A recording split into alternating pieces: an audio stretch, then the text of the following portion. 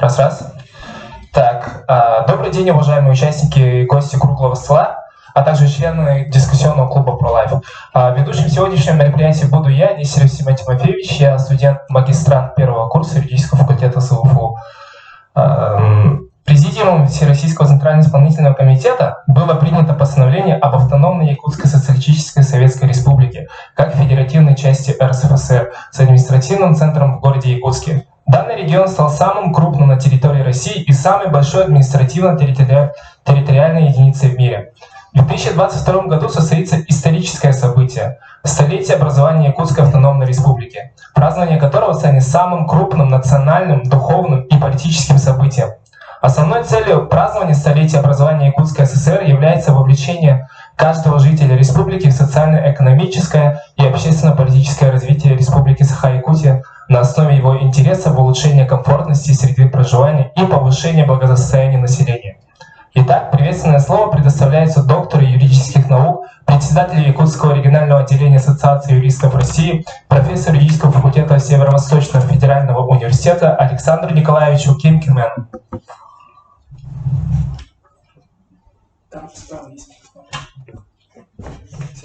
Так, добрый день, дорогие студенты, уважаемые преподаватели, гости.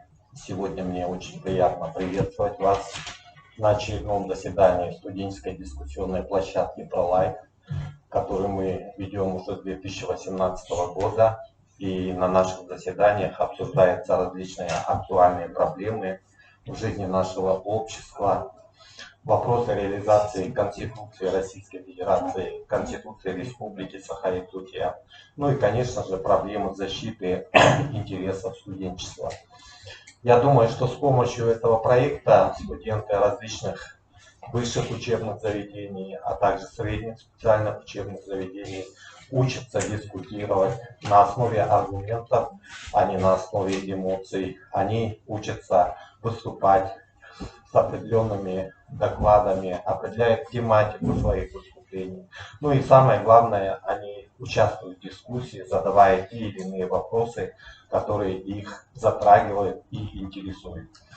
Сегодня я хотел бы поблагодарить деканат юридического факультета в лице Рома Румыча Ушницкого, Марию Прометеевну, которая очень активно работает с нашими студентами, за то, что вот мы в этом прекрасном зале проводим очередное заседание на тему конституционных реформ и правоприменительной практики развития правовой системы нашей родной республики. Ну, как вы знаете, 27 апреля 2022 года мы будем отмечать вместе с вами столетие Якутской республики. И мы, конечно же, гордимся именами основателей Якутской республики: Платоном Аюнским, Максимом Амосовым, Степаном Аждаковым, Исидором Бараховым, Алексеем Широких и так далее. Конечно, государственность для нашей республики имеет огромнейшее значение, поскольку в свое время, в царское время, Якутию величали тюрьмой без решеток, а сегодня уже в статусе республики в составе Российской Федерации мы являемся самым крупнейшим субъектом. Мы также проводим большую работу по укреплению федеративной основы нашего российского государства, поскольку выступаем инициаторами различных проектов. Здесь, говоря о том, что мы в советский период времени развили сферу образования, науки, здравоохранения, культуры, спорта, у нас появились олимпийские чемпионы, у нас появились народные артисты России, у нас появились прекрасные театры, у нас появился цирк. Мы можем гордиться тем, что действительно наш народ в условиях развития нашей республики занимал самую активную позицию. И я бы хотел сегодня, пользуясь случаем, выразить надежду, что наше студенчество современное также является большим резервом потому что вы будете определять будущее нашей республики на последующие 100 лет. Говоря о развитии республики, я хотел бы отметить зарождение и развитие Второй республики во главе с нашим первым президентом Михаилом Ефимовичем Николаевым. Здесь я хотел бы подчеркнуть, что я имел счастье работать с ним 4 года бок о бок, начиная с 3 января 1990 года. И вначале я 2 года работал помощником председателя Верховного Совета Михаила Ефимовича Николаева и работал первым руководителем администрации президента республики, создавая эту структуру, которая сегодня динамично обеспечивает деятельность высшего должностного лица нашей республики. Конечно, вспоминая те годы, мы можем сказать о том, что одной из главных правовых основ развития новой государственности Якутии является Декларация о государственном суверенитете республики, которая была принята 27 сентября 1990 года депутатами Верховного Совета Республики 12-го созыва. Хочу отметить, что данная декларация действительно заложила основы для принятия новой Конституции Республики Саха-Якутия.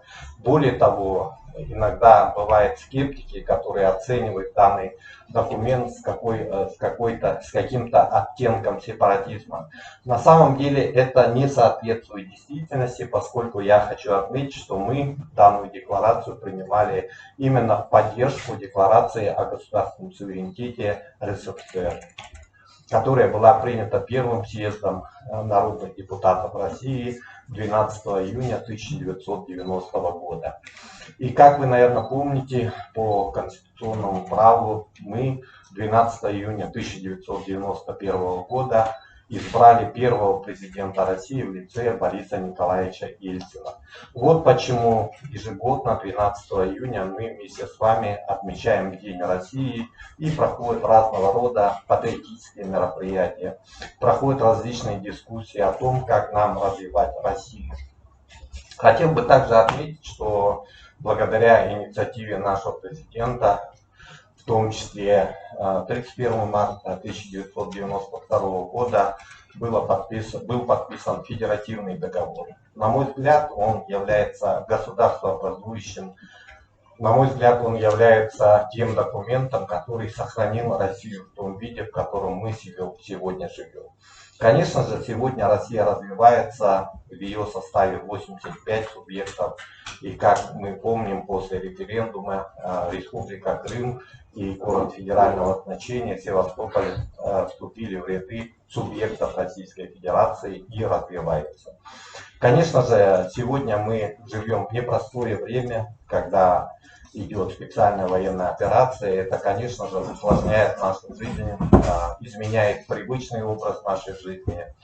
И с этой точки зрения я хотел бы, обращаясь к студенчеству, сказать, что мы в первую очередь должны быть патриотами своей Родины, поскольку в народе говорят, мы своих родителей и свою Родину не выбираем. Мы должны делать все возможное для того, чтобы отблагодарить наших родителей за ту жизнь, которую мы от них получили, ну и обеспечивать благополучие своей Родины своими усилиями. Но с этой точки зрения я могу отметить, что очень горжусь тем, что работаю на юридическом факультете, начиная с 1994 года.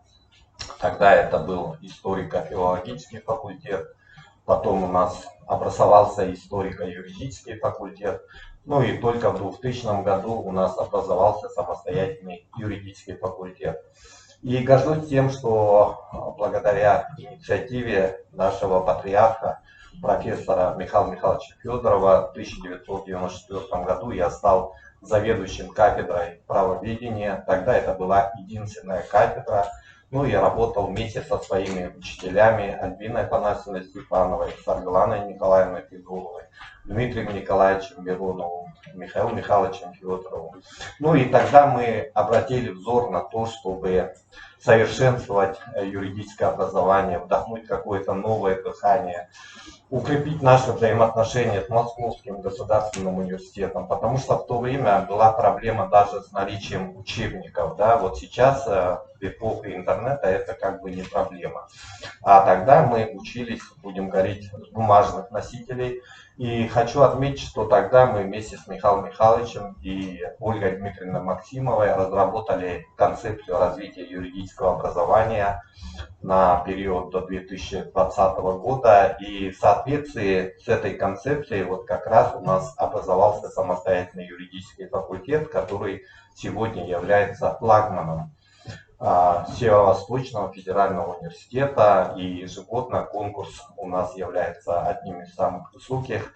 Более того, я хочу отметить, что мы уделяли большое внимание студенческой науке, поощрению студенческой инициативы. Тогда мы создали студенческий научный клуб «Фемида», который поручили, возглавить студента третьего курса тогда Петру Гоголеву. А Петр Гоголев сейчас является председателем Конституционного совета, до этого он был спикером парламента.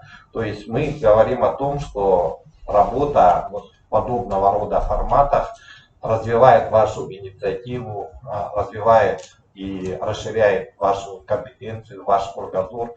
Поэтому я благодарен тем ребятам, особенно вот Семену Нестерову, за то, что вы ведете этот проект, и ведя этот проект, вы развиваетесь. Конечно же, вот когда мы говорим о развитии нашей республики, я хотел бы вспомнить, что 31 марта 1992 года вместе с федеративным договором Республика Саха-Якутия в единственном числе подписала соглашение по экономическим вопросам. И в данном соглашении были определены квоты наши при добыче золота, алмазов, угля, других природных ресурсов. Более того, 25 ноября 1992 года было подписано соглашение по разграничению собственности.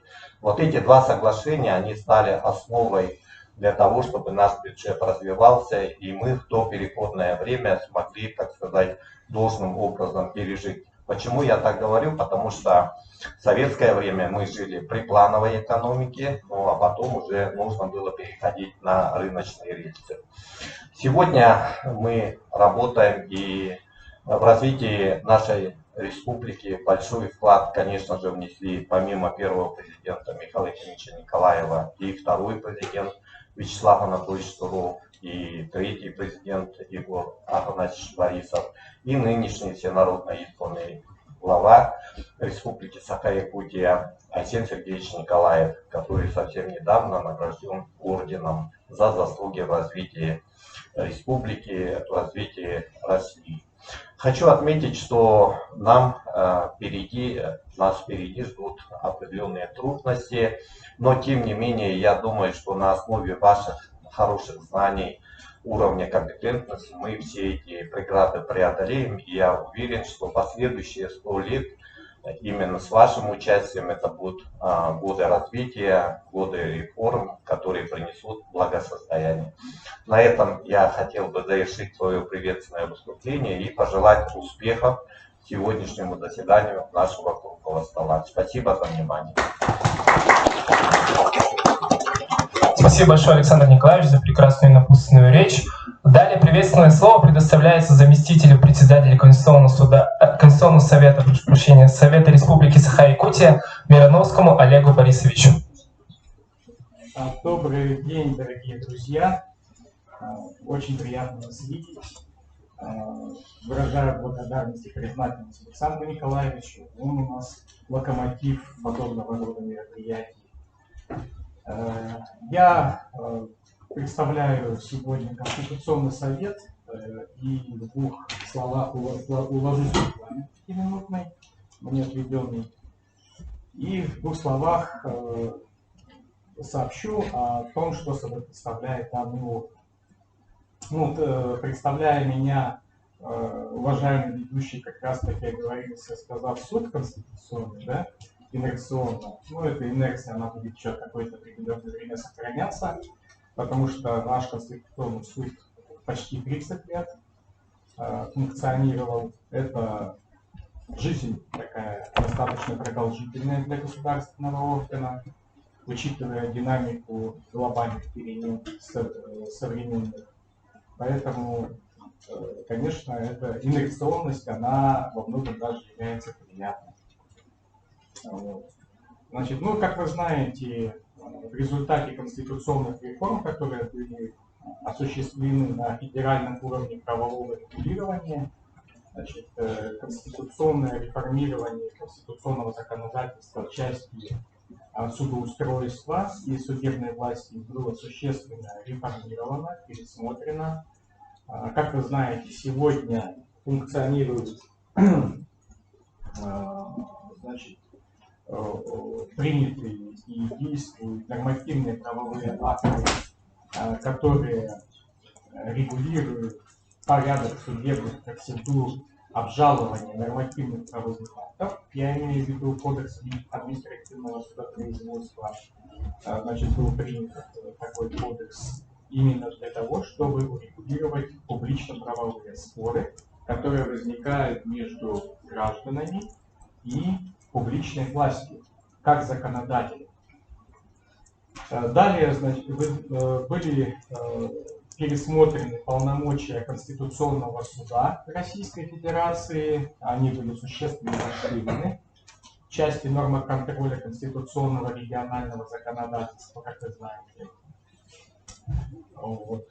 Значит, был до этого упразднен арбитражный суд с целью придания единообразия судебной правоприменительной практики по вопросам разрешения судебных дел подсудных судам общей юрисдикции и арбитражным судам с целью выработки единообразных правовых позиций по данным вопросам.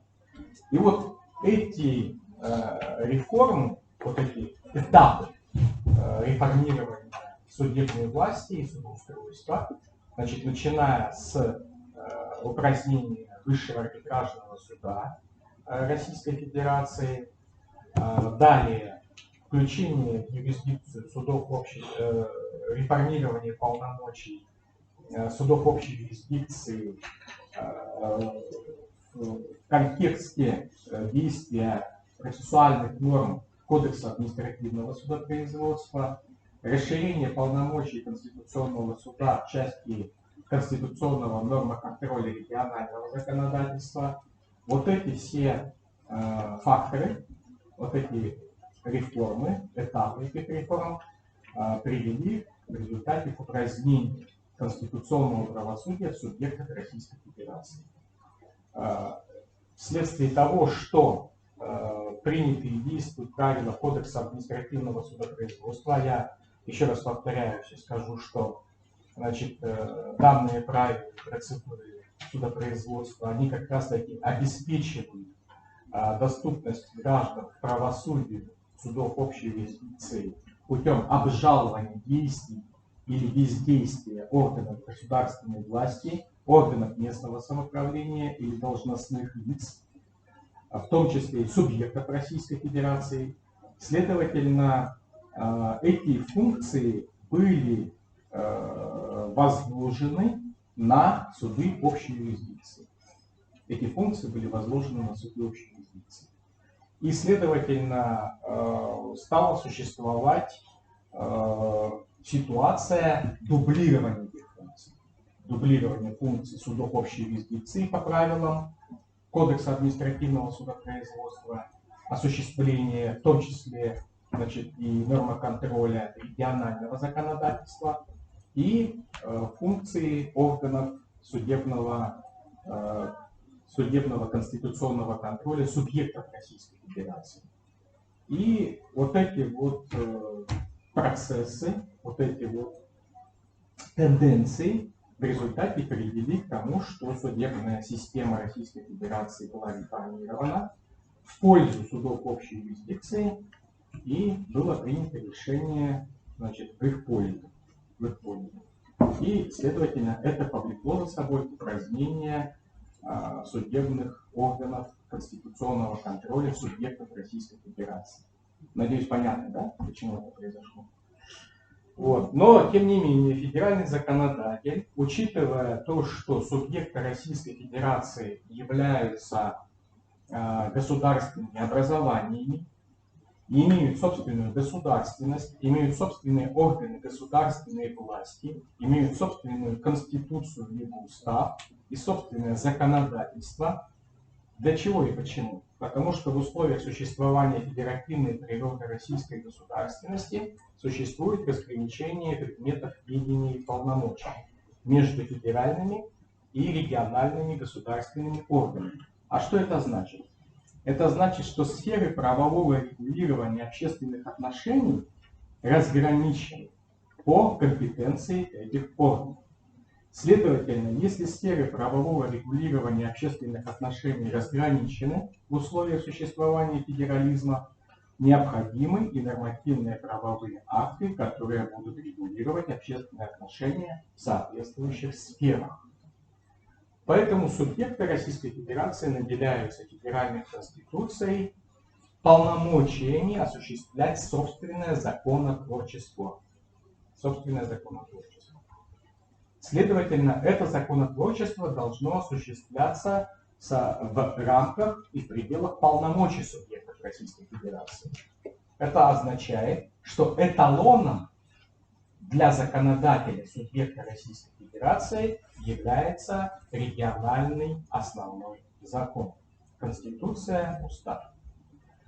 И федеральный законодатель предусмотрел, что с целью обеспечения верховенства региональных основных законов, Конституции и уставов субъектов Российской Федерации в правовой системе, вот как раз таки мы видим, да, с вами развитие правовой системы обозначено, в правовой системе или системе права соответствующего субъекта Российской Федерации должен все равно осуществляться.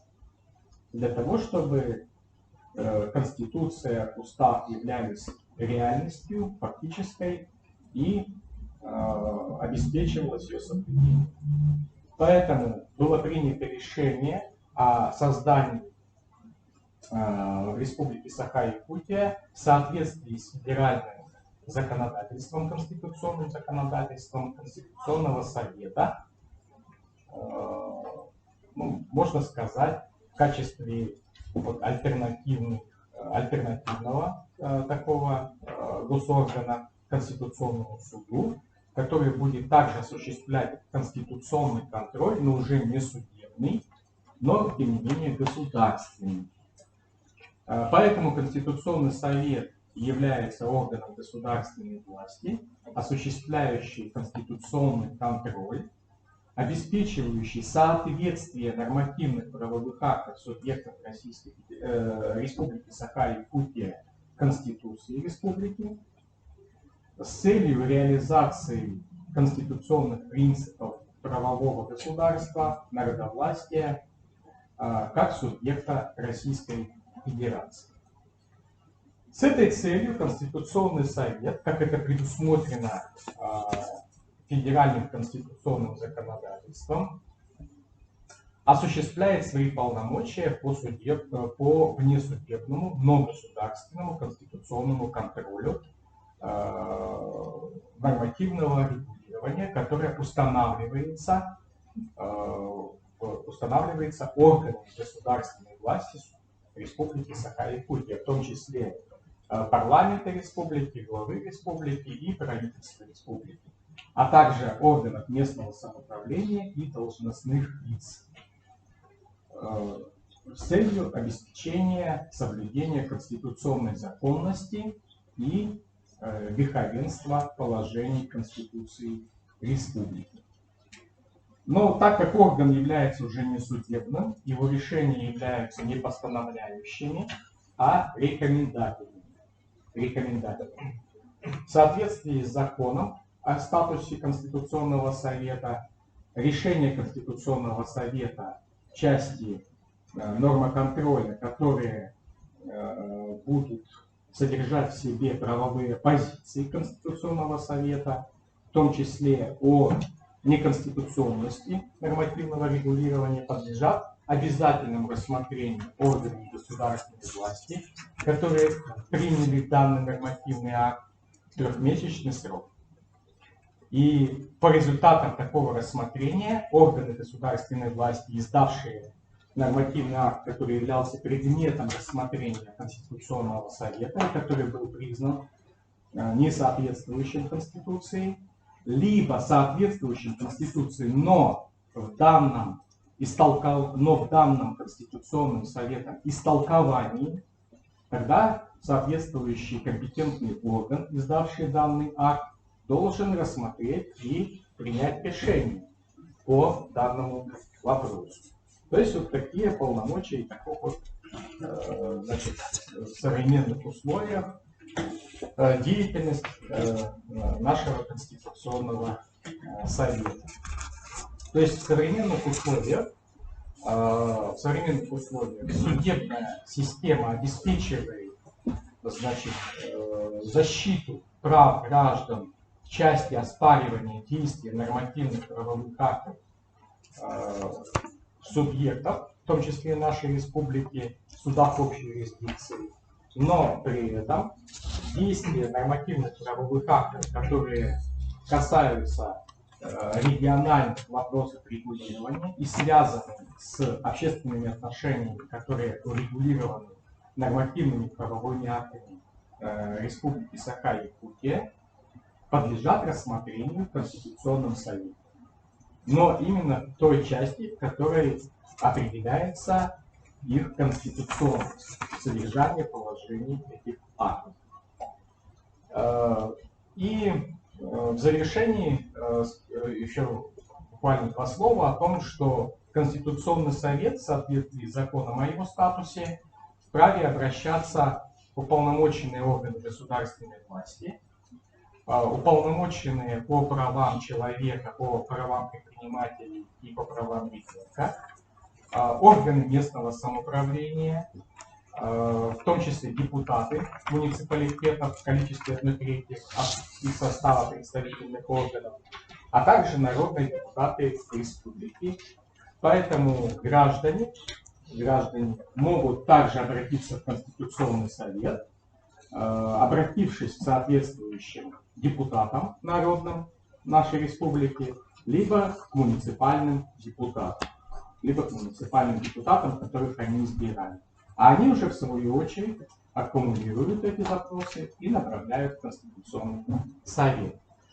На сегодняшний день, значит, в Конституционном совете уже 3 дела находятся. Мы еще меньше года существуем, но уже 3 дела мы рассматриваем.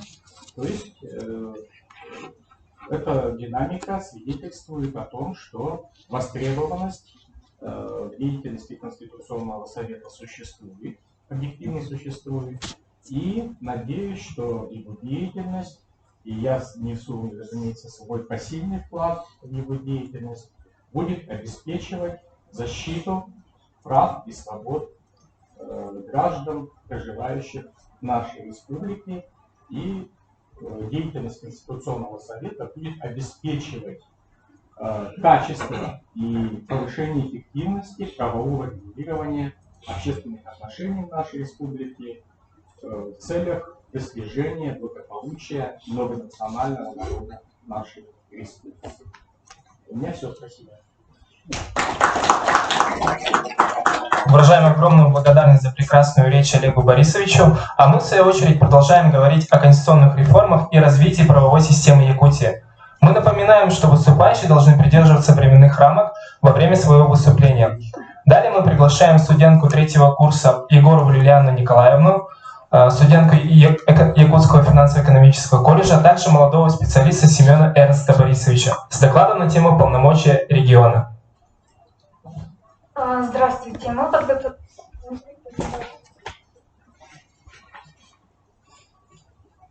Можно отсюда же не рассказать, да?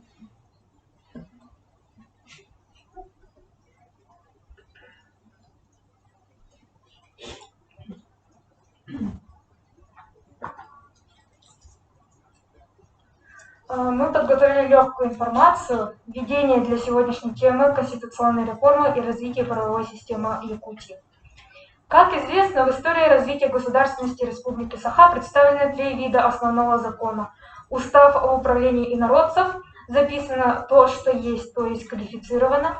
Конституция ЯССР, где закреплено право на национальное самоопределение. то есть на язык, традиции, зародилась якутская литература, государственность в 1922 году. В Конституции Республики Саха, кроме права на самоопределение, закреплены права и свободы человека как высшая его ценность. Декларация о суверенитете 1990 года. Если описать траекторию развития, то был человек, то есть устав. И в ходе развития государственности, осознавая себя, этот человек как представитель народа Саха по Конституции ЕССР, образно говоря, получил рыбацкие снасти, которые принадлежат ему по праву рождения, так как снасти смастерили его предки по Конституции Республики Саха-Якутия. Спасибо за презентацию. 6-й слайд. Если обратить внимание на ранний период развития государственности, то вплоть до ЕССР... Можно заново. Все экран. Или могу я оставить?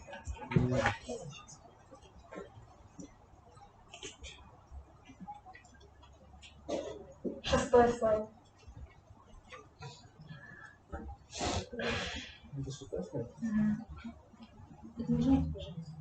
Если обратить внимание на ранний период развития государственности, то вплоть до ЕССР отличительной чертой нашего народа можно считать отсутствие единовластного саха или же единого тайона, правящего на всей территории, где были населены народы.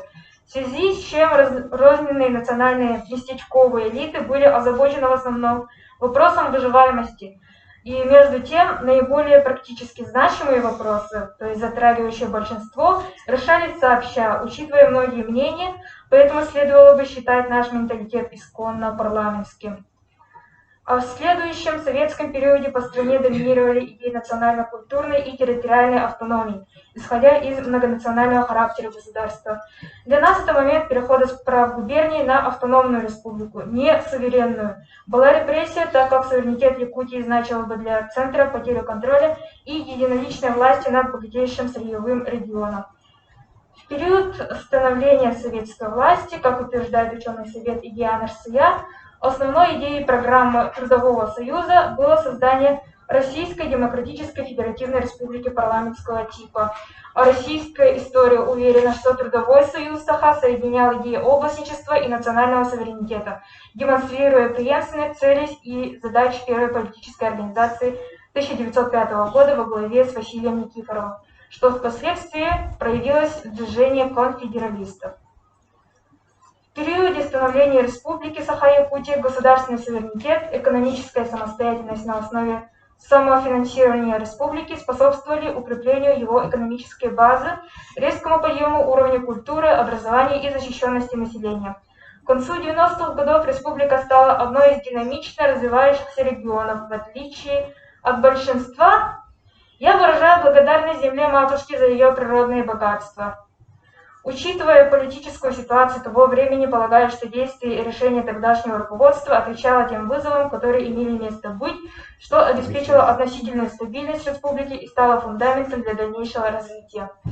Несмотря на то, что вначале нам выдали снасти чуть ли не в полном размере, земля, недра, определенный суверенитет, на данный момент от него мало что осталось в связи с усилением федеральной власти.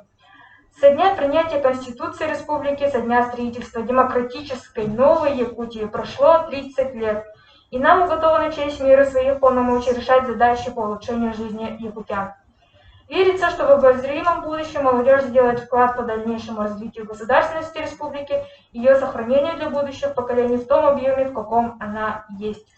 В заключение хотелось бы отметить, что все высказанное может являться спорным и даже где-то ошибочным, но тем не менее изложили то, что думаем, и будем рады вашим замечаниям. Спасибо за внимание.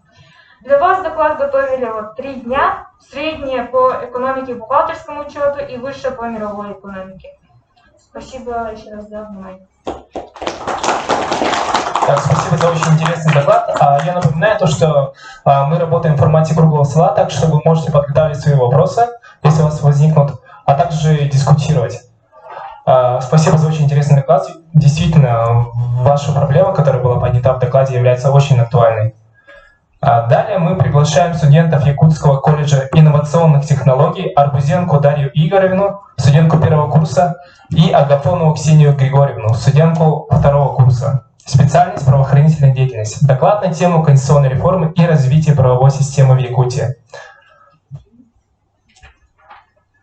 Здравствуйте. Мы подготовили для вас доклад на тему конституционной реформы и развития правовой системы Якутии. 27 сентября – День государственности Республики Саха-Якутия.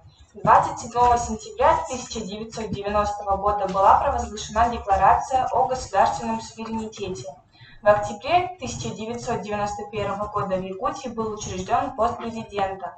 Тогда же было изменено название республики на Республика Саха-Якутия. А 4 апреля 1992 года вступила в силу Конституция Республики Саха-Якутия. Республика выбрала путь демократических ценностей, гражданских свобод и верховенства закона. За эти годы достигнуты значительные успехи в экономике, промышленности, социальной сфере, науке, образовании, здравоохранении, культуре и искусстве.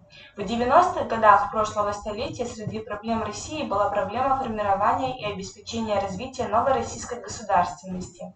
Возрождая российскую государственность, предстояло обеспечить преобразование общества, добиться формирования рынка и создать соответствующий государственный механизм. При этом необходимо было, с одной стороны, сохранить территориально-духовную целостность Российской Федерации, а с другой – укрепить многонациональность российской государственности, в том числе за счет утверждения нового конституционного правового статуса субъектов Российской Федерации. Обновление статуса субъектов Российской Федерации охватило все республики России, так как процесс был инициирован Центром. Декларация о государственном суверенитете России выдвинула лозунг о необходимости существенного расширения прав автономных республик. В такой ситуации не мудрено, что вопрос о государственности Якутии оказался в центре ее социально-экономического развития. Конституционная реформа Якутии. В связи с принятием закона Российской Федерации о поправке Конституции отдельных вопросов организации и функционирования публичной власти в проекте Конституционного закона Республики Саха-Якутия предлагается предусмотреть внесение изменений, направленных на закрепление на уровне Конституции основного закона Республики Саха-Якутия социальных гарантий, связанных с социальными правами граждан, вопросами семьи и детства, образования и здравоохранения. Так, статью 13 в соответствии со статьей 75.1 Конституции Российской Федерации предлагается дополнить частью 3.1, закрепив гарантию защиты достоинства граждан и уважения человека труда, обеспечения сбалансированности прав и обязанностей гражданина, социальное партнерство, экономической, политической и социальной солидарности. Часть 1 статьи 18 предлагается дополнить новым абзацем внесение изменений, предусмотренных в соответствии с частью 5 статьи 75 Конституции Российской Федерации, согласно которой государством гарантируется минимальный размер оплаты труда не менее величины прожиточного минимума трудоспособного населения в целом по Российской Федерации.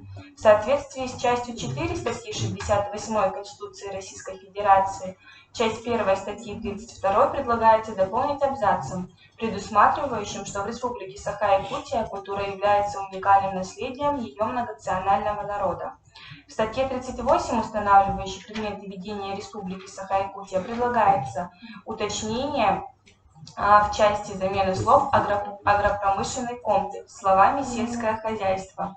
В соответствии со статьей 75.1 Конституции Российской Федерации предлагается статью 52 дополнить пунктом 7, согласно которому на государство возлагается обязанность создавать условия для устойчивого экономического роста и повышения благосостояния граждан для взаимного доверия государства и общества. В соответствии с положениями части 3 статьи 132 Конституции Российской Федерации предлагается дополнить частью 3 статью 97, предусмотрев, что органы местного самоуправления и органы государственной власти входят в единую систему публичной власти Российской Федерации и осуществляют взаимодействие для наиболее эффективного решения задач в интересах населения, проживающего на соответствующей территории. В соответствии с положением статьи 133 Конституции Российской Федерации предлагается в часть 1 статьи 101 включить нормы о выполнении органами местного самоуправления публичных функций во взаимодействии с органами государственной власти. В целях совершенствования системы высших исполнительных органов государственной власти Республики Саха-Якутия в связи с изменениями Федерального закона от 6 октября 1999 года номер 184 Федерального закона об общих принципах организации законодательных, представительных и исполнительных органов государственной власти Российской Федерации, части организации системы органов исполнительной власти, а также решение Верховного суда Республики Саха-Якутия от 3 мая 2001 года о признании частично недействующими отдельных норм Конституции Республики Саха-Якутия, принятым постановлением Верховного Совета Республики Саха-Якутия от 4 апреля 1992 года номер 908 предлагается в систему органов государственной власти Республики Саха-Якутия включить правительство Республики Саха-Якутия, определив его высшим исполнительным органом государственной власти Республики Саха-Якутия, подконтрольным, подотчетным главе Республики Саха-Якутия, установить, что статус полномочия правительства Республики Саха-Якутия определяется Конституционным законом Республики Саха-Якутия. Статью 53 Конституции Основного закона Республики Саха-Якутия дополнить новой частью 3, предусмотрев, что наименование высшего должностного лица Республики Саха-Якутия, глава Республики Саха-Якутия и Илдархан Республики Саха-Якутия равнозначны.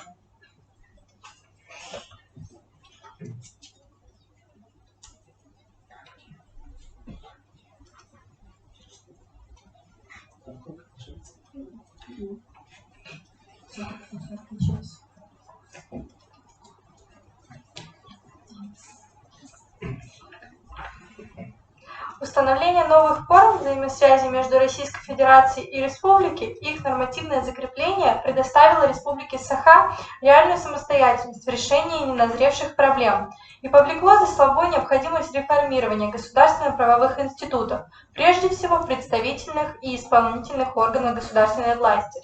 Реформы государственного механизма протекают сложно. В некоторых областях организации и деятельности государственной власти они еще не начинались.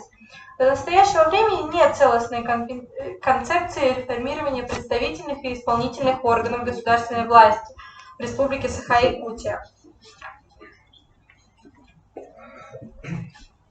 Проблемы организации и деятельности системы органов государственной власти всегда являлись и являются одной из важнейших системообразующих категорий науки конституционного права. Обстоятельно исследуя процесс становления Республики Саха-Якутия как государства, субъекта Российской Федерации, можно дать современные характеристики конституционного статуса парламента и президента Российской Федерации, организации местной власти Республики Саха-Якутия. Удачно раскрыта система высших органов государственной власти.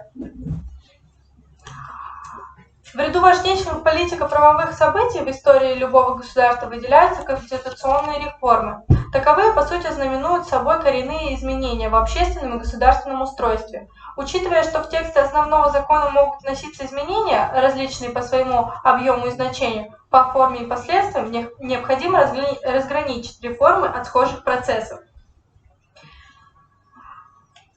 К концу 80-х годов Коммунистическая партия Советского Союза вынуждена была признать, что проблемы во всех сферах жизни советского общества нарастают. Нужны кардинальные меры, чтобы остановить сползание страны к кризису в экономической, социальной и духовных сферах.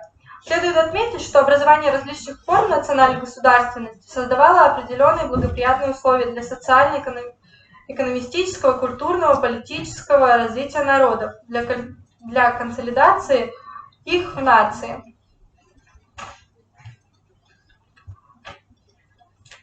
До 30 декабря 2008 года Конституция Российской Федерации оставалась неизменной, если не считать указа президента страны о внесении изменений в статью 65 о новых наименованиях субъектов Федерации. С декабря 2008 года до начала 2020 года в конституционный текст трижды вносились изменения. В период с декабря 2018 года по декабрь 2019 года высшее руководство России трижды высказывалось о возможности внесения поправок в Конституцию без пересмотра ее основополагающих положений. В связи с принятием закона Российской Федерации о поправке к Конституции Российской Федерации от 14 марта 2020 года номер 1 Федерального конституционного закона о совершенствовании и регулировании отдельных вопросов организации и функционирования публичной власти были внесены предложения о разработке проекта Конституционного закона Республики Саха-Якутия о внесении изменений и дополнений в Конституцию Республики Саха-Якутия. Конституционная комиссия под председательством главы Республики Саха-Якутия, Совет Конституционного суда Республики Саха-Якутия под руководством Александра Николаевича Кимена, рабочая группа во главе с руководителем администрации главы и правительства Республики Саха-Якутия Владимирова проверили активную работу по пересмотрению внесенных предложений. Во-первых, был подготовлен проект Конституционного закона о внесении изменений и дополнений в Конституцию. В него включены положения, реализующие на уровне субъекта Федерации обновление статьи Конституции Российской Федерации. Во-вторых, было принято решение об упразднении Конституционного суда Республики Саха-Якутия. В-третьих, поддержана инициатива об укреплении статуса Счетной палаты в части признания ее конституционным органом. Таким образом, в целях реализации обновленных положений Конституции Российской Федерации, а также устранения ранее выявленных правовых неопределенностей в Конституцию Республики Саха-Якутия были внесены множество изменений. Вхождение Якутии в состав России – это факт неоценимой важности. Якутия развивается как неотъемлемая часть России. В составе России республика занимала и продолжает занимать своеобразное положение, имея огромную площадь. Якутия была и остается многонаселенной территорией. Она отличалась и отличается своеобразием экономики, организации, собственности и труда. Самобытный язык, культура и образ жизни населения республики. Перечень особенностей Якутии подтверждает очевидность положения Декларации о государственной суверенитете России, в том числе многие народы России имеют суверенные права. Подводя итог вышесказанному, можно сказать, что реформирование представительных и исполнительных органов государственной власти Республики Саха-Якутия началось в конце 80-х годов и протекает в настоящее время. Процесс этот потребовал больших усилий и времени, чем предполагалось первоначально. В настоящее время на уровне республиканских органов государственной власти наблюдается определенная стабилизация. Процесс количественных изменений, хотя и продолжается, но близок к завершению. Реформирование переходит в стадию качественных изменений, освоения нового правового регулирования, механизмов взаимодействия государственных органов в интересах народа. Опыт реформирования государственной власти и местного самоуправления в Республике Саха-Якутия показывает на необходимость преодоления навязывания из центра единообразных схем и положений по тем вопросам, по которым субъект федерации самостоятельно, либо должен быть самостоятельным, вследствие чего появляются новые аргументы в пользу нового понимания ряда положений Конституции Российской Федерации, либо внесения поправок в Конституцию Российской Федерации. Это касается круга предметов современного ведения Российской Федерации и ее субъектов, регламентации межбюджетных взаимоотношений, избирательных прав граждан Российской Федерации, содержания предметов организационного разделения государственной власти и местного самоуправления. Все. Спасибо за внимание. Спасибо большое за очень интересный доклад. Ваш доклад действительно достоин очень большого внимания. Но мы, в свою очередь, продолжаем, а также еще раз напоминаю, в конце мы проведем маленькую дискуссию, так что вы подготавливайте свои вопросы и поднимайте различные темы. Так, далее слово предоставляется Ильиной Анжелике Артемовне, студентке 3-го курса юридического факультета СВФУ. Тема доклада – актуальные вопросы охраны окружающей среды, экологической безопасности, экологического образования по поправкам 2020 года в Конституцию Российской Федерации.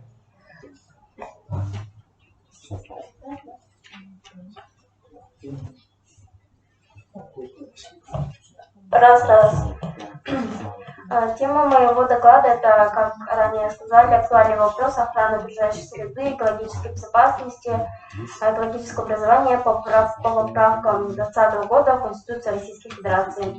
В январе 2020 года Владимир Путин в своем обращении к Федеральному собранию предложил ввести в действующую Российскую Конституцию ряд поправок.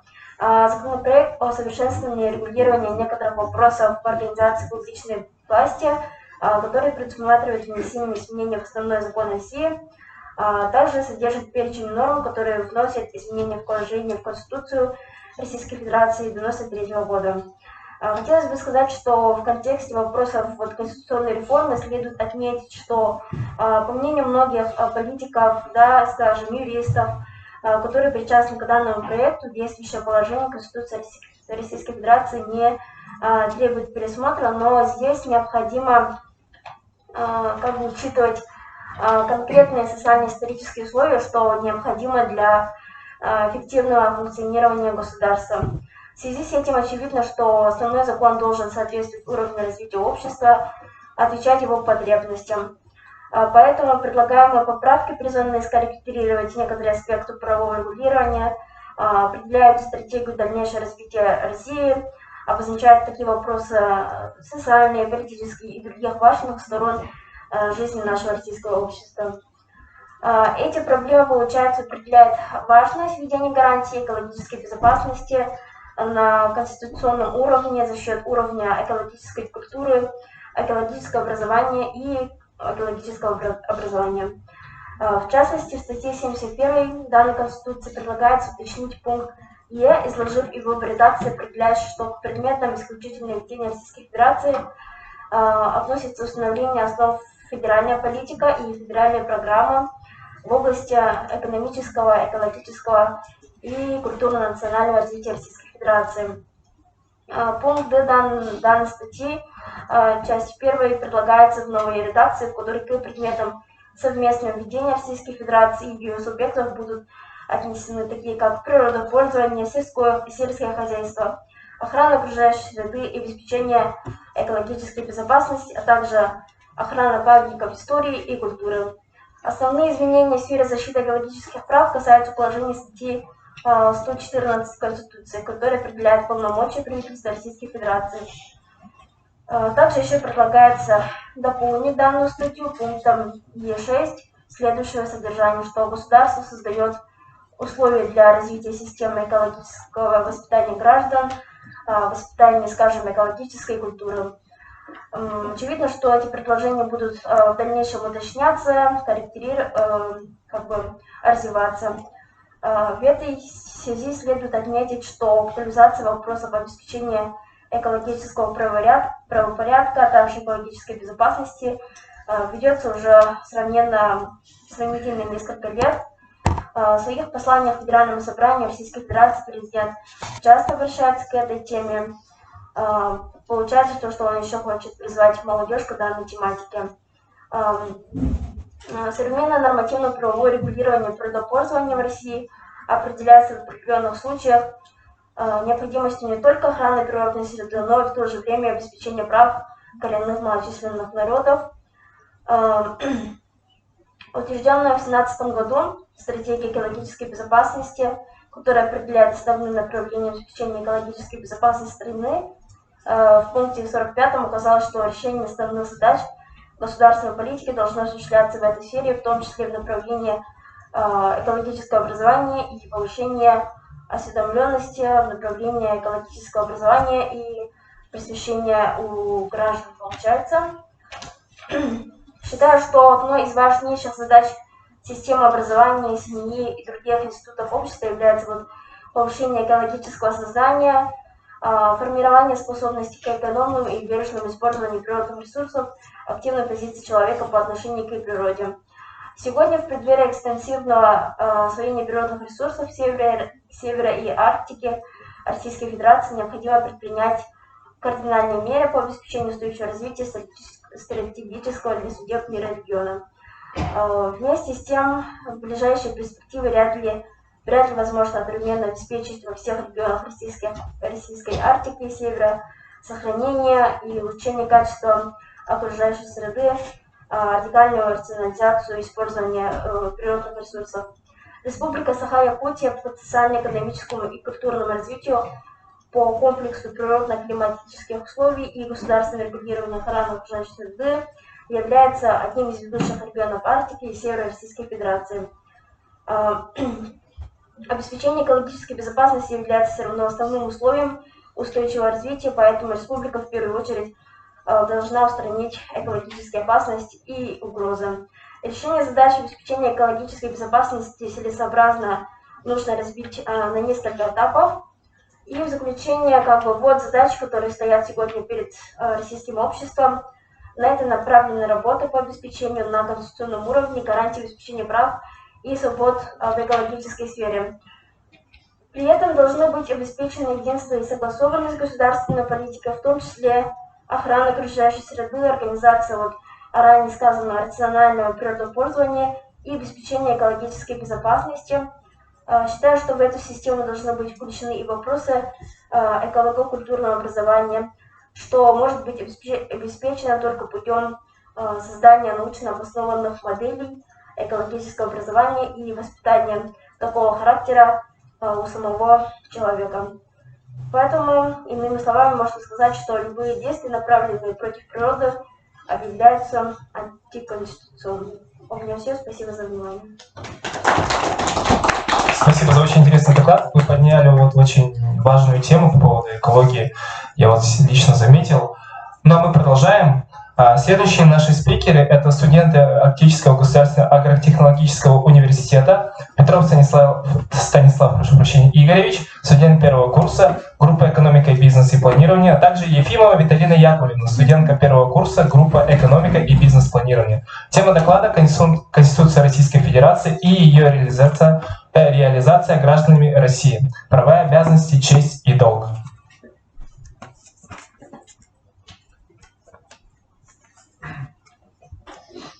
Доброе утро, уважаемые участники и слушатели. Разрешите нам представить наш краткий доклад.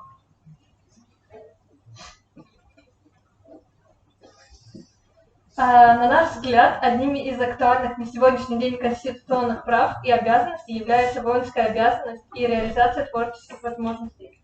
Согласно статье 6 Конституции Российской Федерации, каждый гражданин Российской Федерации обладает на территории всеми правами и свободами и несет равные обязанности, предусмотренные Конституцией Российской Федерации.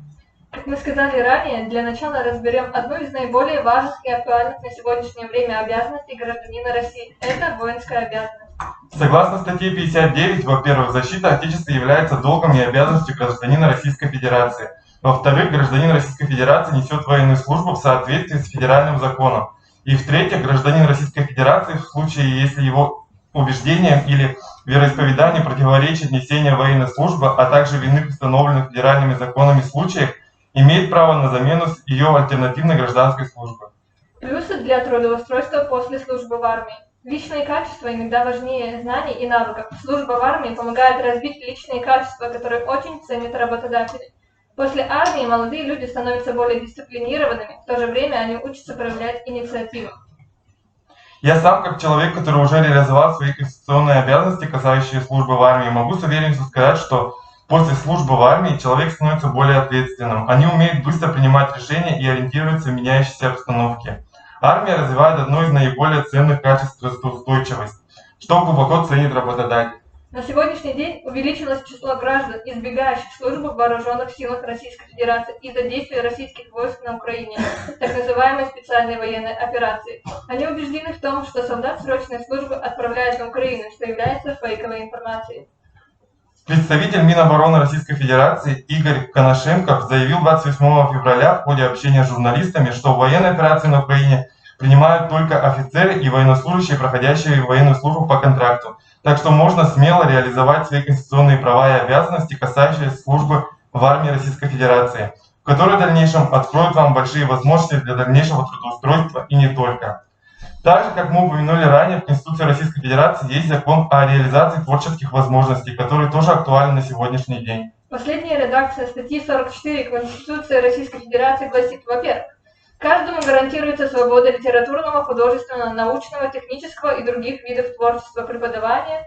Интеллектуальная собственность охраняется законом. Во-вторых, каждый имеет право на участие в культурной жизни и пользование учреждениями культуры, на доступ к культурным ценностям. И в-третьих, каждый обязан заботиться о сохранении исторического и культурного наследия, беречь памятники истории и культуры. Творчество непосредственно связано со способностями. Статья 10 «Основ законодательства о культуре» от 9 октября 1992 года в редакции от 3 ноября 2006 года определяет, что каждый человек имеет право на все виды творческой деятельности и в соответствии со своими интересами и способностями. В качестве примера можно привести абсолютно любого гражданина, который активно участвует в общественной жизни, например, в различных соревнованиях, олимпиадах. Как сказала Виталина, любой человек может реализоваться в творческой деятельности. В качестве конкретного примера может стать мой жизненный опыт. Как мне кажется, я вхожу в число людей, которые активно реализуют конституционные права, участвуя в творческих конкурсах, таких как WorldSkills, интеллектуальный Brain Ring, НПК, ну и так далее. Творческую деятельность при нынешнем состоянии страны, на наш взгляд, нужно развивать как никогда. В ближайшие месяцы, как прогнозируют эксперты российской газеты, могут появиться рабочие места в тех отраслях, которые наиболее пострадают от санкций. Речь идет, например, об электронной промышленности, автопроме, авиапромышленности и фарм-индустрии. Появится также большой спрос на молодых ученых. Поэтому в нашей республике и в целом в стране нужно развивать творческую активную деятельность населения и вовлекать в это особенно молодежь, для производства своих отечественных товаров и не нуждаться в импорте. Спасибо за внимание. Большое спасибо за очень интересный доклад. Ваша тема тоже является очень актуальной в связи со сложившейся обстановкой сегодня в стране. Да, вот, действительно, импортозамещение, я думаю, является вот именно таким весомым шагом вот именно в развитии нашего государства, так как сейчас множество стран прекратили свои поставки, будь то это электроника, одежда, различная техника и так далее. Спасибо. Еще раз напоминаю, подготавливайте свои вопросы. В конце мы проведем дискуссию. Так, кто, как не студент, живым умом вот именно понимает важность Конституции, и мы приглашаем выступить Федорова Кирилла Петровича, студента юридического факультета СВФУ, «Принцип свободных выборов». Тема доклада. Здравствуйте. Я бы хотел рассказать про один из принципов избирательного права, принцип свободных выборов. Согласно части 3 статьи 3 Конституции Российской Федерации, высшим непосредственным выражением власти народа является свободный выбор. Как мы видим, составители проекта Конституции Российской Федерации указали в данной норме не просто про выбор, а именно про свободные выборы. Но возникает вопрос, какие должны быть выборы, чтобы считать их действительно свободными? Как можно охарактеризовать свободные выборы? Какие признаки они должны иметь? Для раскрытия данного принципа избирательного права нам необходимо будет обратиться к законодательству, к научной литературе и к судебной практике. Вообще, легальное определение свободных выборов содержится в нормах избирательного законодательства. Главный закон избирательного права, федеральный закон об основных гарантиях избирательных прав граждан Российской Федерации, в статье 30 про принципы, содержит формулировку следующего типа. Участие гражданина на выборах является свободным и добровольным. Никто не вправе оказывать воздействие на гражданина с целью принудить его к участию или неучастию в выборах, либо воспрепятствовать его свободному волеизъявлению. Это легальное определение принципа свободных выборов. Но доктрина дает свое определение свободных выборов. И это говорит о многозначности раскрытия данного принципа, что является актуальной проблемой конституционного права. Например, Евсеев под свободными выборами понимает выборы, при которых есть обязанность государства создать обстановку, при которой обеспечивается соблюдение всех прав человека и гражданина, исключение давления на избирателей, их запугивание. Особенно важное значение в процессе выборов имеет свобода слова, информации, объединений, собраний и прочее. Выборы не могут быть признаваться свободными, если нет конкуренции кандидатов либо списка кандидатов, выдвинутых различными политическими партиями. Также хотелось бы отметить, что одни авторы свободные выборы ассоциируются с конституционным правом человека на свободу мысли и слова и с конституционным правом на свободу информации.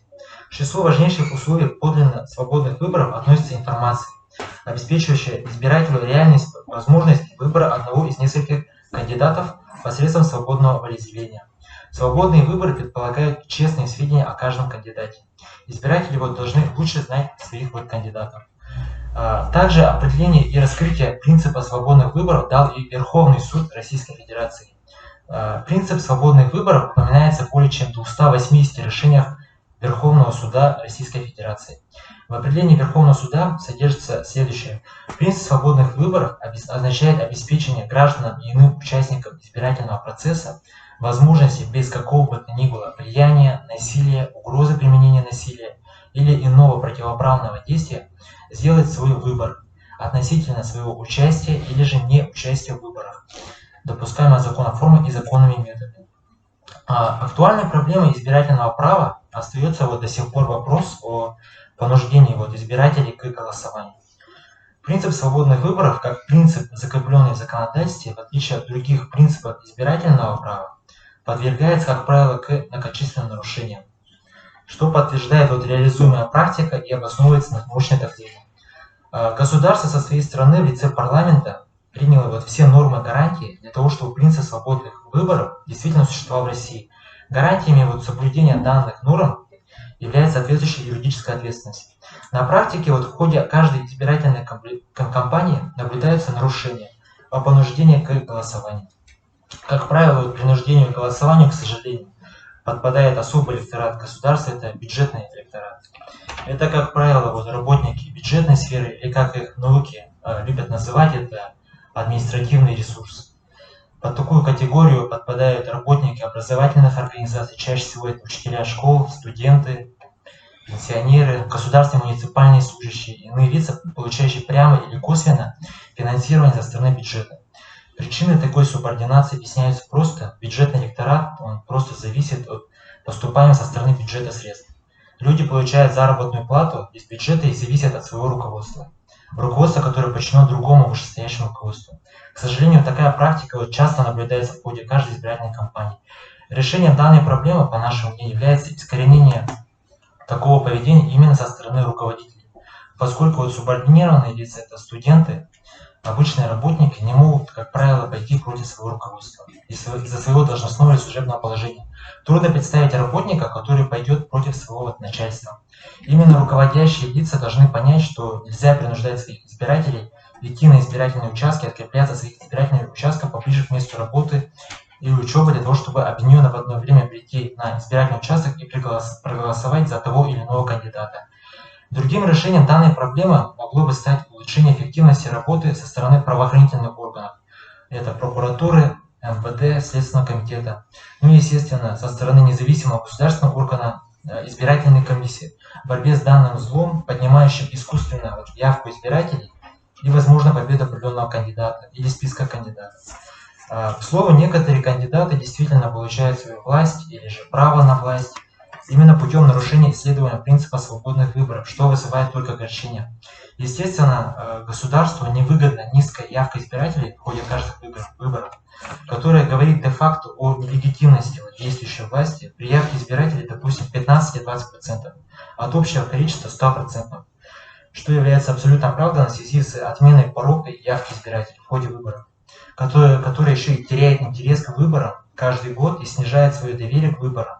В связи с распространением в сети интернет многочисленных фото и видеоматериалов о многочисленных нарушениях на избирательных участках со стороны членов избирательной комиссии, о фальсификации итогов голосования путем вброса или же заполнения бюллетеня за другого избирателя.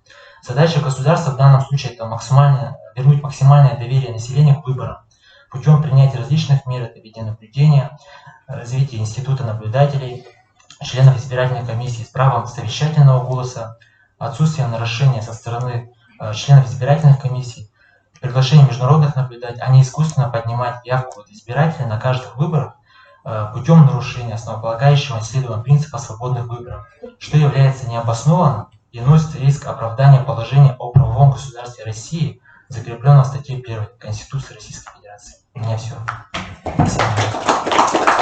Спасибо большое за интересный доклад. Да, действительно, мы все больше убеждаемся, что наша Конституция является очень важным документом, то есть это основной закон, который скрепляет наши основные права, в том числе именно право на свободу выбора. И далее слово предоставляется Михаилу Николаевичу Донскому, студенту филологического факультета СВФУ, доклад на тему «Роль масс-медиа в развитии правовой системы Якутии». Прошу.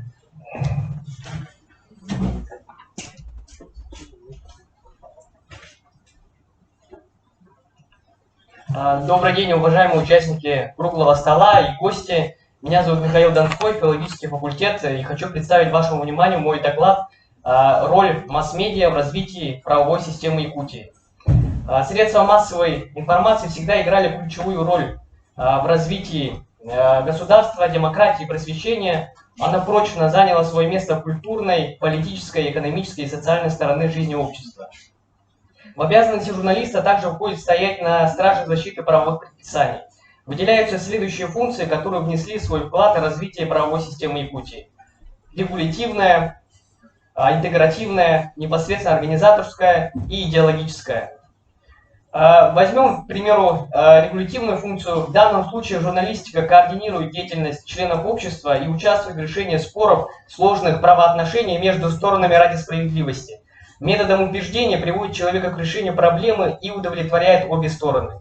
Независимые средства массовой информации часто поднимали злободневные темы для урегулирования сложных социальных вопросов.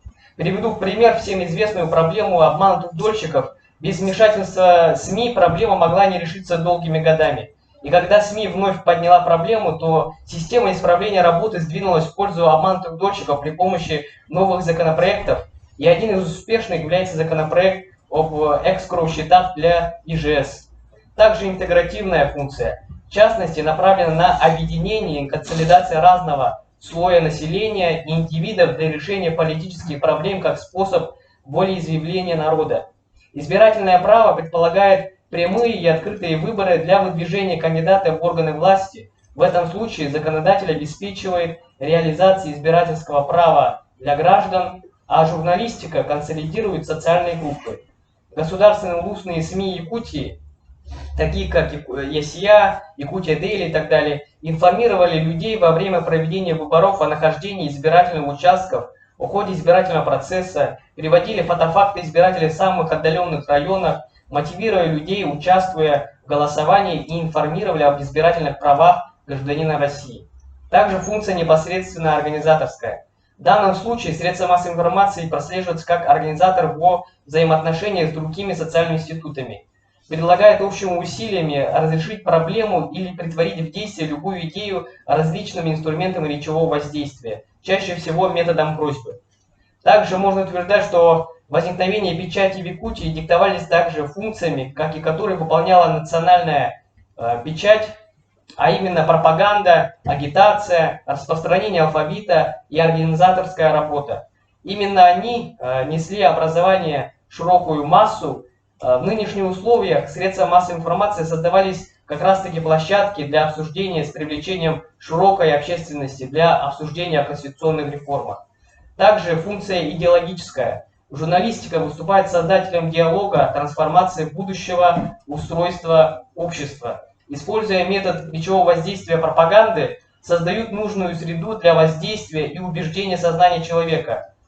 Трижды упомянутый предмет может вклиниться в сознание и застрять. Достаточно обернуть логическую цепочку, доказать аргументами, повторить несколько раз, и человек готов верить всему.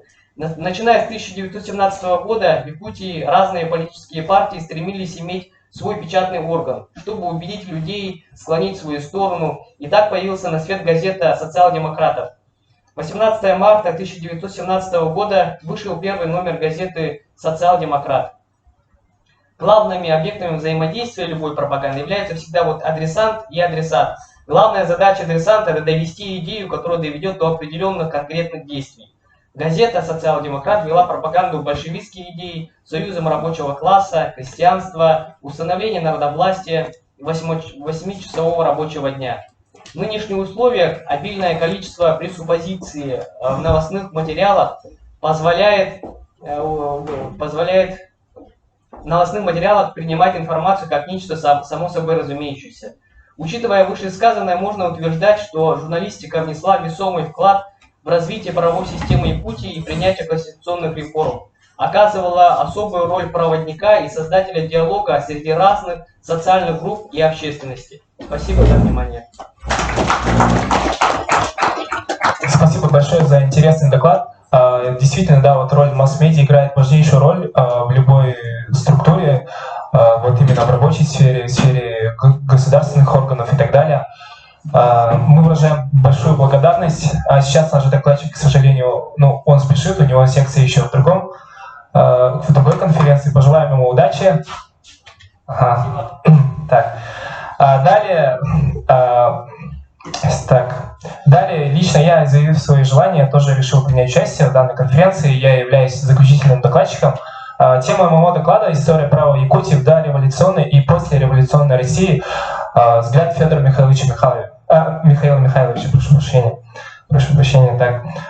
Федоров Михаил Михайлович, доктор юридических наук, профессор, заслуженный деятель науки Республики Саха-Якутия, заслуженный юрист Республики Саха-Якутия, почетный гражданин Республики Саха-Якутия, самым родом с Татинского и Алданского улусов, почетный член Академии наук Республики Саха-Якутия, родился 21 ноября 1920 года в Татинском улусе, Маганском роде первого жахсонского наследия вблизи села Черкел.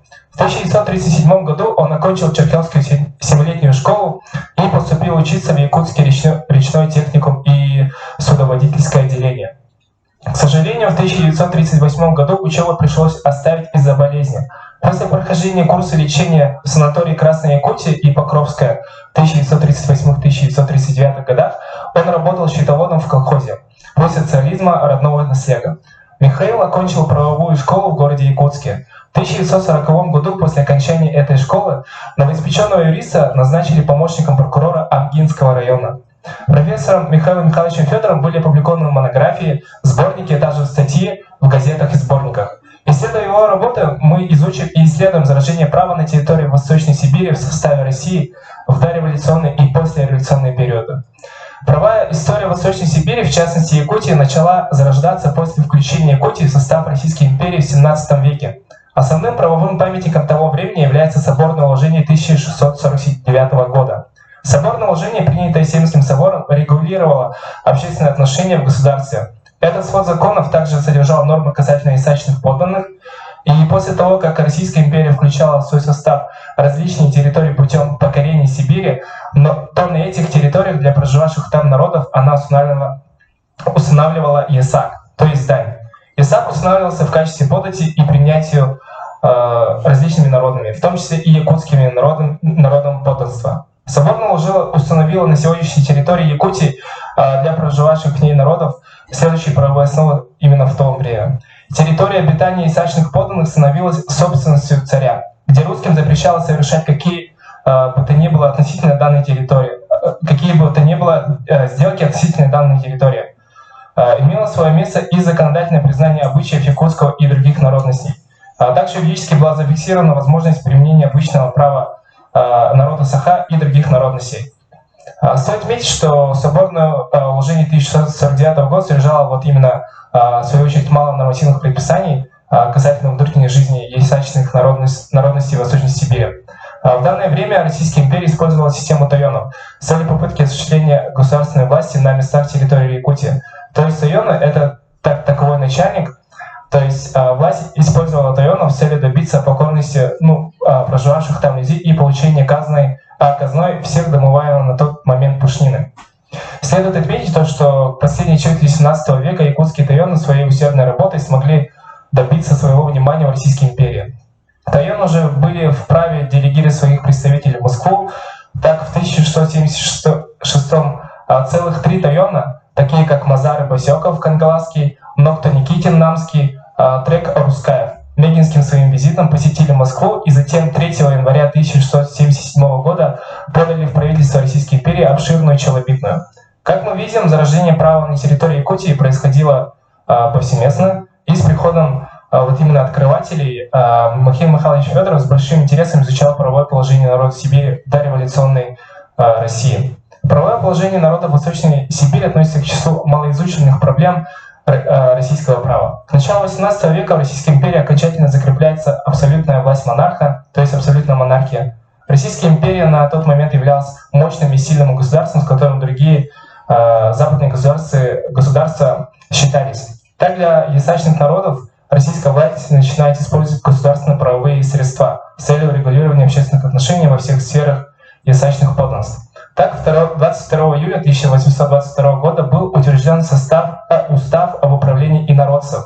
Данный устав был подготовлен графом Спиранским и в последующем одобрен Сибирским комитетом. Этот устав является, на наш взгляд, одним из первых нормативно-правовых актов, которые вот действовали на территории Якутии в то время, которые, в свою очередь, исходя вот именно из положения того времени, он узаконил эксплуататорскую политику государства посредством регулирования большой части общественных отношений именно для ясачных народов.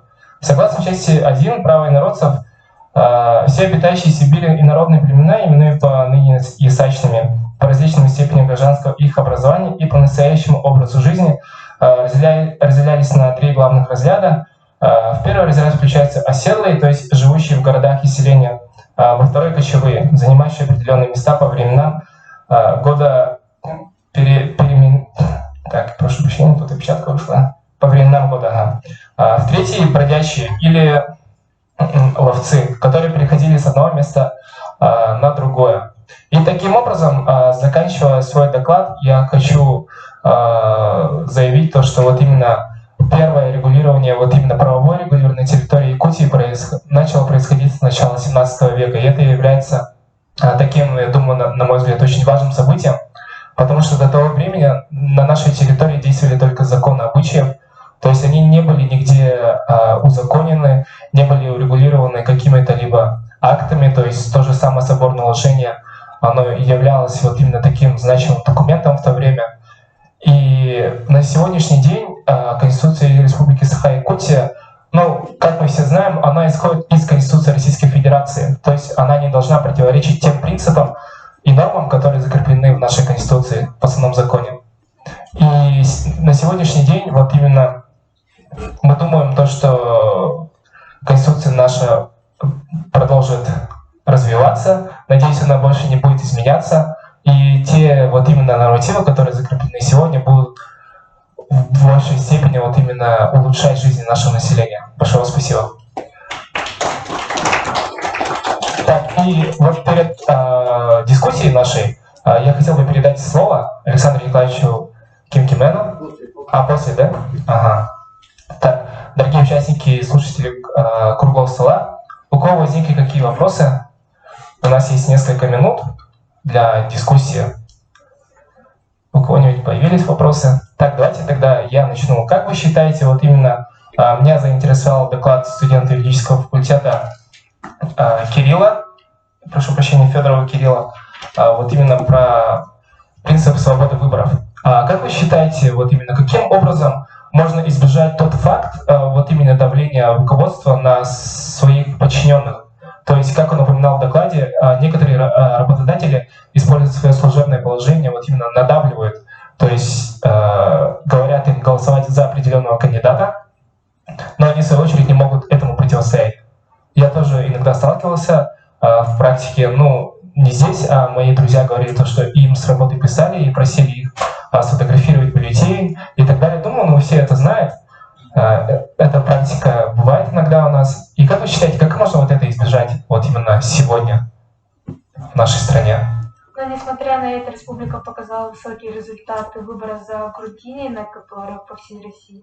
Хоть и мы живем на бюджетных средствах и повсеместно говорили, ну, голосовать совершенно за другого человека. Ну да, на выборах мы показали вот именно какое-то такое оппозиционное такое мнение. Большинство якутян проголосовало за коммунистическую партию «Единая Россия». И у кого еще какие мнения? Подключайтесь, не стесняйтесь.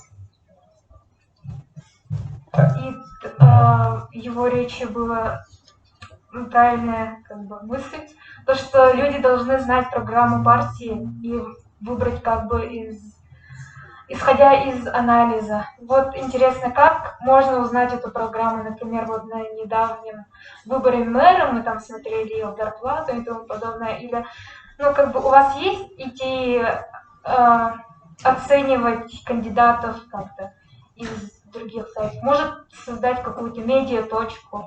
Вот, очень интересный человек ушел, Михаил, класс медиа, тоже бы сказал мне.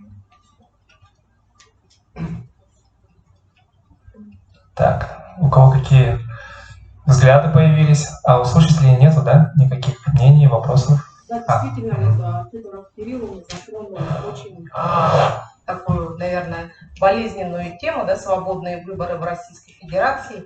В частности, да, свободные выборы касаются не только граждан, да, но свободные выборы касаются они всего, да, вот что может человек выбирать сам без принуждения, да. И вот последние выборы депутатов Госдумы, они оказались закономерными. Да? Мы видели, что в Республике Саха-Якутия победила коммунистическая партия, да? А Единая Россия, она несколько сдала свои позиции, что является, наверное, закономерным результатом, потому как население сегодня, наверное, все-таки можно отметить, что население, граждане, они устали от какого-то произвола, да, коррупции и участившиеся митинги в поддержку тех же общественных лидеров, вот то, что говорилось в Хабаровском крае, в поддержку губернатора Фугала, да, Сергея, и в поддержку даже несправедливо обвиненных некоторых граждан Российской Федерации, того же, да, вот убийцы уфимского педофила, когда общественность буквально, да, вот сбунтовалась, подписали петиции поддержки в пользу сестер Хачатурян, которые являются, да, жертвами, как известно, семейного насилия. И все это показывает то, что население, граждане, они нуждаются в каких-то переменах. И вот эти вот выборы, результаты выборов, они являются как раз-таки вот показателем вот этих перемен, как в песне у Виктора Цоя, да, мы ждем перемен. Спасибо большое. Далее мы переходим к следующему вопросу. Так, у кого-нибудь еще появились вопросы по каким-нибудь докладам? Александр Николаевич, у вас вопросов не появилось, да? Докладчикам. Так, вот Петров Станислав Игоревич. Так, Конституция Российской Федерации и ее реализация гражданами России. Вот именно вы затронули тему военкомата, то есть призыва на военную службу. Вот именно, да, мы согласимся, потому что сегодняшняя ситуация в нашей стране является очень такой дискредитивной. То есть у всех, у той стороны, у нашей стороны своя правда. И вот то, что отправляет новобранцев, вот именно срочных, то есть людей, которые проходят срочную службу, то есть службу в течение одного года, говорят то, что их тоже отправляют. Но на самом деле, да, вот это является тоже таким, неправильным фактом, потому что мой знакомый тоже служит, и там всем говорят потом то, что новобранцев не отправляют, потому что они еще в кавычках зеленые, они не знают, как держать оружие, как стрелять и так далее. Потом. И поэтому сейчас там действуют наши регулярные войска. И вот как вы считаете, вот именно по теме вашего доклада, вот действия, как можно было бы избежать вот действия, то есть как можно было бы избежать войны, на ваш взгляд, вот именно между Россией и Украиной? Это такой какой-то провокационный вопрос и слишком такой своеобразный. Думаю, этот вопрос касается темы вашего доклада. Чтобы так решать такие грандиозные проблемы, я не знаю, даже само государство не смогло это решить. Я вообще нет слов, я не знаю, как это делать, как это решить. Как-то не в интересах государства идти против себя же. Тут без международного внимания не обойтись. И тут государство скорее выступает агрессором, и тут же проявляется та же проблема свободы слова и масс-медиа. Масс-медиа сейчас в основном доминируют только официально, а неофициально подавляются, а также тут привязывается проблема закона творчества. Сейчас просто высказать мнение, которое обижает другого человека, это уже влечет за собой ответственность. Как-то сначала это надо пересмотреть. Все взаимосвязано, Господи. Так, а наши коллеги из Якутского колледжа инновационных технологий что думают на этот счет? Каково ваше мнение?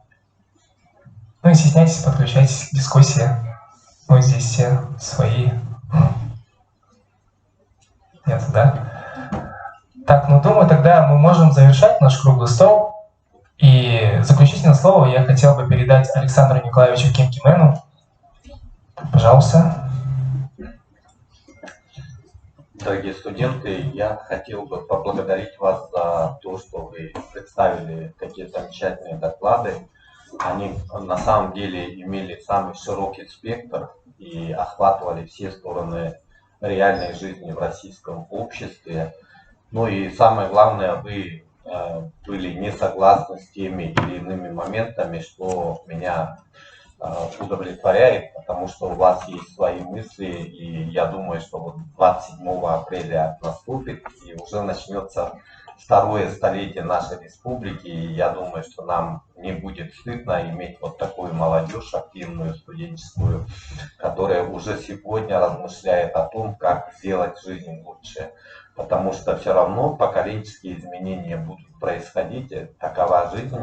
Одни поколения сменяют другие, и вот именно проявляя такую активность, участвуя в студенческих конференциях, в студенческих дискуссиях, вы совершенствуете сами себя. Вот Ульяна говорит о том, что у нас земля богатая, да, вот мы добываем там алмазы и так далее. Вот на самом деле вы алмазы, но вот сейчас идет как раз процесс огранки. И вот мне бы хотелось, чтобы эта огранка была такой более совершенной, замечательной, чтобы вы в своей цене, вот внутренней, да, составляющей, образовательной, духовной, каждый раз становились лучше и выше. Поэтому я думаю, что задача преподавателей заключается в том, чтобы воспринимать вас таковыми, каковы вы есть. И здесь как раз вот происходит то, о чем сегодня говорили, насчет субординации в отношениях. Вот именно в студенческие годы вы будете более свободными, а как только устроитесь на работу, каждый раз будете на что-то оглядываться, будете несколько конъюнктурными, а пока вы студенты, вы свободны. Поэтому я всегда за то, чтобы использовать этот период времени для того, чтобы услышать какие-то новые идеи, посмотреть на эти вещи совсем другим взглядом. Ведь мы, более взрослые, на все как-то смотрим с точки зрения той практики, в которой мы находились. А вы смотрите совершенно по-другому, по-иному. И в этом, конечно, заключается ценность. И я хотел бы еще раз поблагодарить Семена и сказать о том, что вот в следующем месяце, да, в апреле, нужно еще продумать. И вот те ребята, которые сегодня участвуют, тот же Станислав, вот Петров, да, вот вы должны вносить свои идеи. Та же Ульяна, да, какие вопросы необходимо обсуждать в последующем, что больше всего интересует нашу молодежь, по каким вопросам необходимо высказываться. И тогда, конечно, вот этот проект будет наиболее полезным. И еще раз хочу выразить слова благодарности Национальной библиотеке, которая является нашим партнером, также юридическому факультету СВПУ, поскольку мы все, так сказать, сообща проводим эти мероприятия. Ну и самое главное, конечно же, ребятам хочу пожелать самое главное крепкого здоровья, чтобы вы больше учились ради знаний, а не ради оценок, и на основе своих знаний стали более конкурентоспособными и успешными. Спасибо за внимание.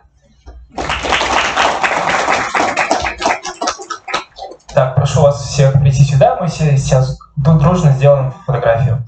Будет фотографирование, пожалуйста.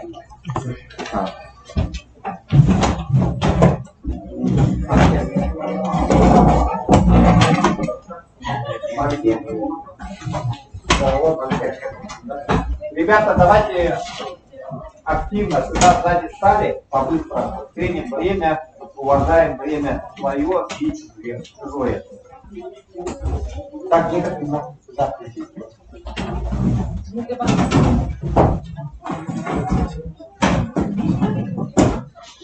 Елена Ивановна, присядьте, пожалуйста. Спасибо вам, что вы посидели до конца, мне показалось, что это важно. Да?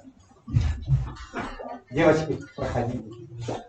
Так, здесь пропорции нужны. Ребята, вот сюда, на левую сторону тоже побольше, а то как чтобы гармония была. Давайте еще в эту сторону. Да, вы руководите.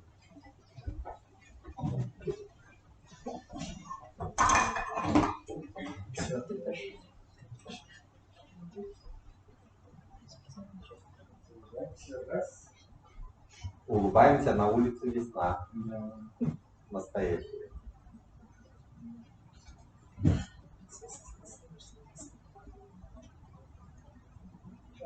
Спасибо всем.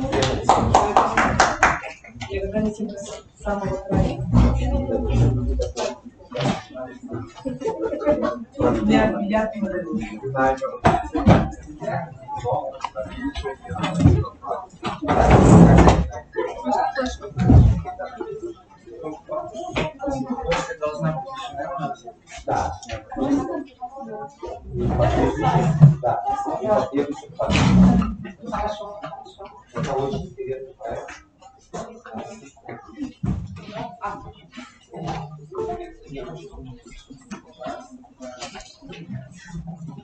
Достаточно конфликтов.